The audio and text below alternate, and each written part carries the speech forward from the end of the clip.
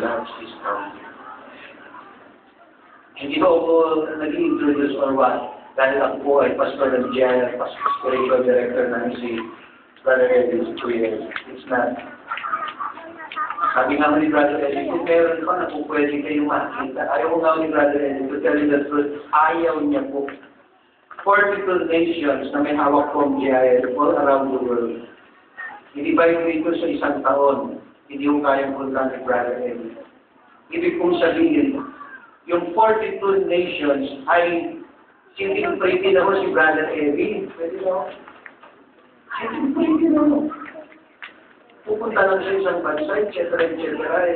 At pagkatapos, pwede siya mamasyal, magpasarap, malipot, sa hotel, o mat.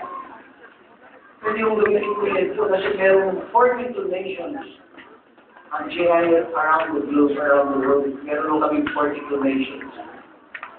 At kung tututukan na, no need na kailangan niya pa ng any kind of power or what, position or what, hindi mo kailangan lang ni Brother Eddie.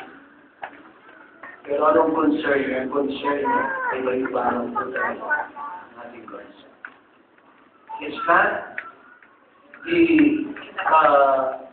yung kung silver plate as a president or the power, no.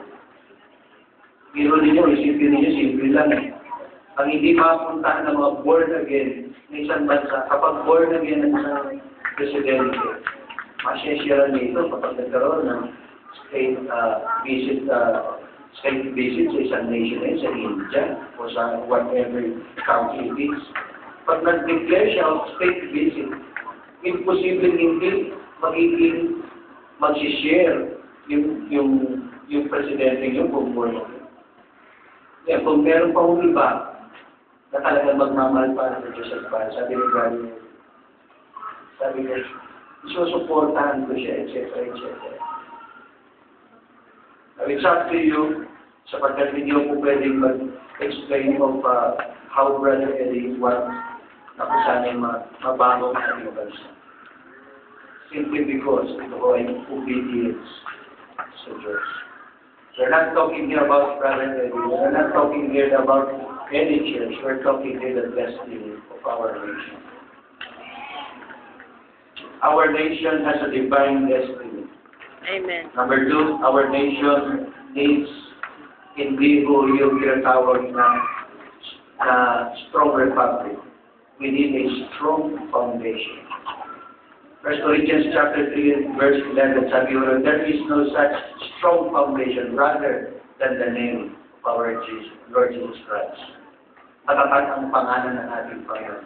We don't need a strong republic sa pagkatag ng republic ay bumabagsak dahil itinayo ng tao. What we need is a strong foundation, and that foundation is the Lord Jesus Christ. Number 3, ang ating bansa po needs a righteous leader. Proverbs chapter 29, verse 2. Sabi ko rin, kung ang nag-rule sa isang bansa ay matuwid, ang mga tao ay nagsasay. Subalit kung ang nag-rule sa isang bansa ay wicked, ang mga tao ay naluwi.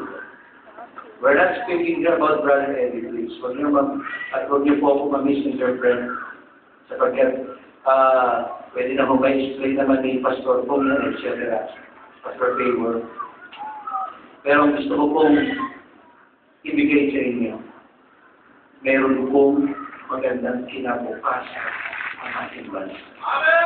Amen? May pag-asa pa ang ating bansa. Sabi ko, please.